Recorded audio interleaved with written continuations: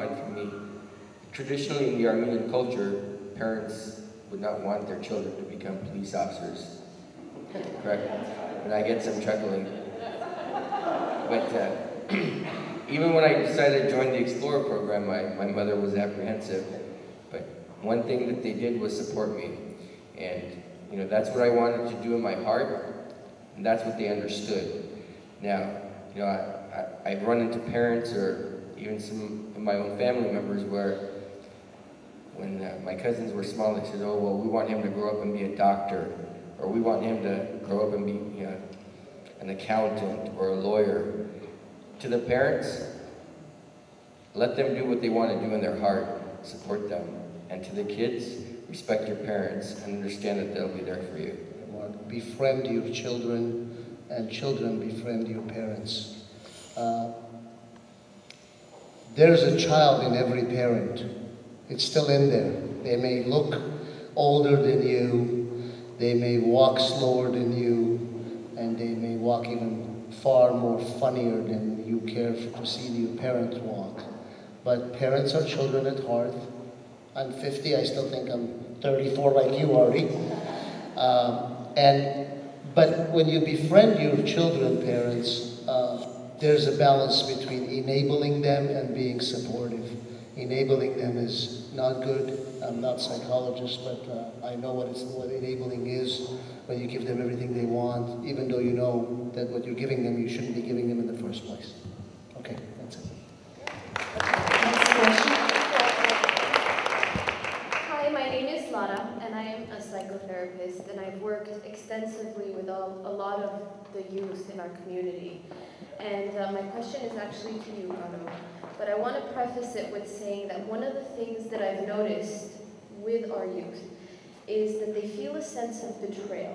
And what I mean by that is they're raised with a very strong ethnicity and a very strong culture in a westernized community. So there's this bicultural lens that they're trying to look to, and when they go home after being in this westernized culture, they feel a betrayal to their friends who they're supposed to be a certain way with, and then a certain way they're supposed to be at home.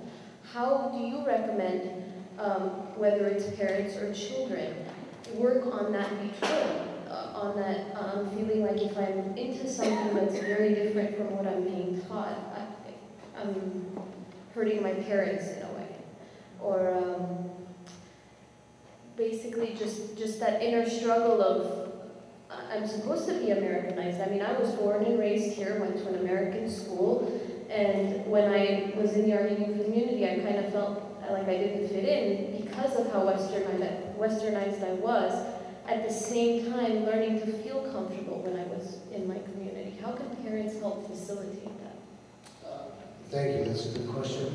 Balance is key. I too was not part of the Armenian community until I married into the community, quite frankly. I did not have Armenian friends, nor did I date Armenian women until I met my wife. But I have learned in watching my in-laws and evaluating how they raised their children, and they did a wonderful job.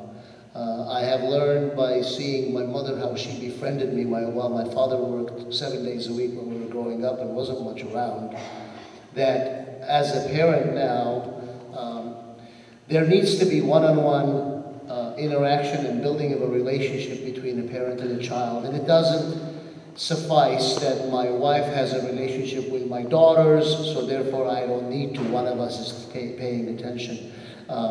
I'm very busy, but I try at least 1 day a week to spend some time, at least 1 day a week to spend some quality time, just me and my own siblings, my children, as opposed to a group family setting. Ideally, in my model world, it would be 1 night a week with dad, 1 night a week with mom, 1 night a week with mom and dad as a family unit, because only then you can open channels of communication that a child may not feel comfortable to share with one parent, but will feel more comfortable to share with another parent.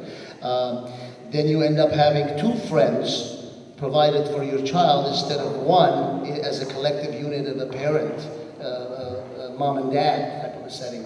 But honesty has to be the has to be the cornerstone of these communications, because it ought to be okay for someone to come and say something that I personally will find it objectionable, but I have to take great pains, go through a lot of stress, even if need be, to make sure that my child can come and share that with me, as opposed to thinking if I talk to my father about it, he's going to go crazy or he's not going to approve. So there has to be a green light. There should never be, I have no time for you, I'm busy now, when it comes to your children.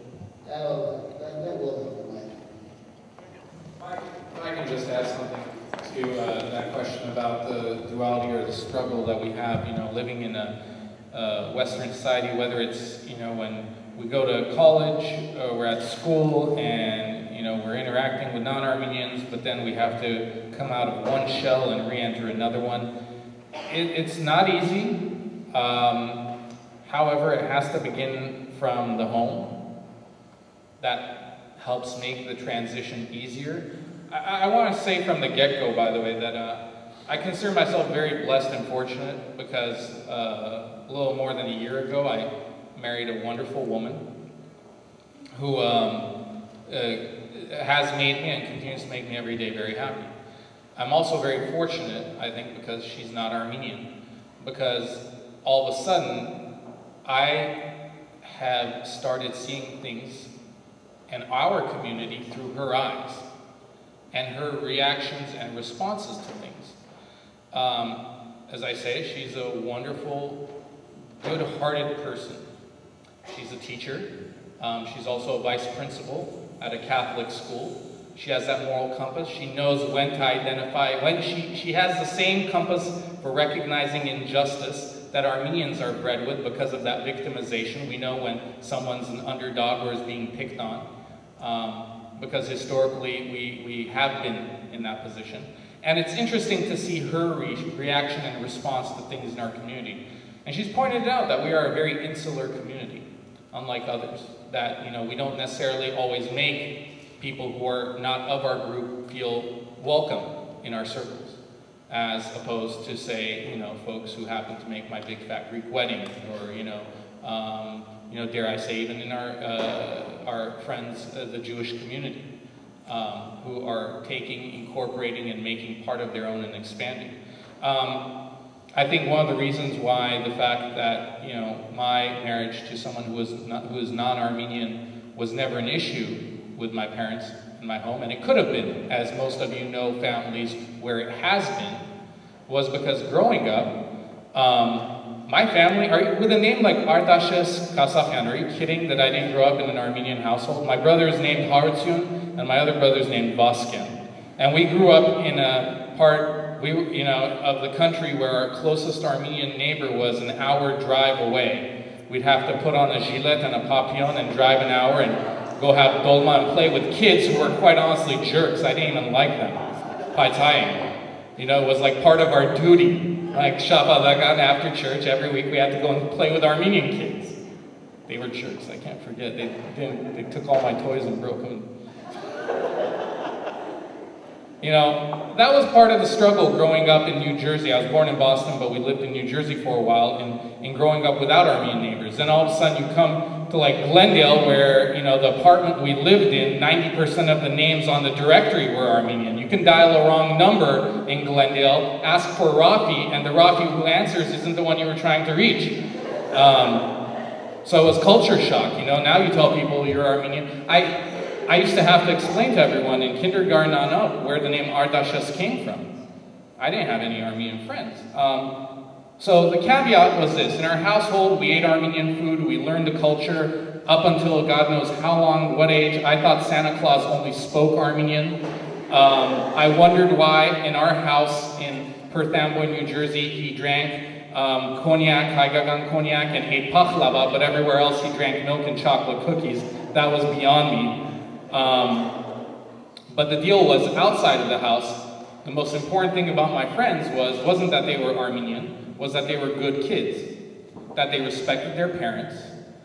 That was number one. That they were good in school, and that they didn't get into trouble. So I had ended up with Korean friends, I ended up with Filipino friends, with Hispanic Latino friends, African American friends. One of my closest friends when I first moved to Glendale in our apartment was a young African American kid, Byron, who would come over our house.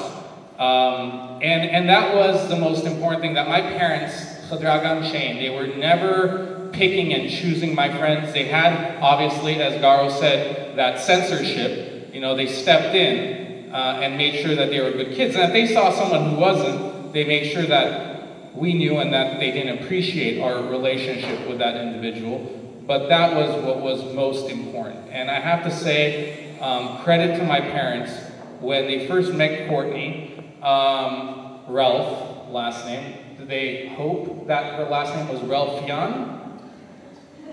You know, which Armenian parent doesn't? But at the end of the day, they looked at it as, you know, Lavach, is she going to be a good wife to my son? Is she going to make sure to raise good, lots of good Armenian grandchildren with hard to pronounce Armenian last names, first names and last names?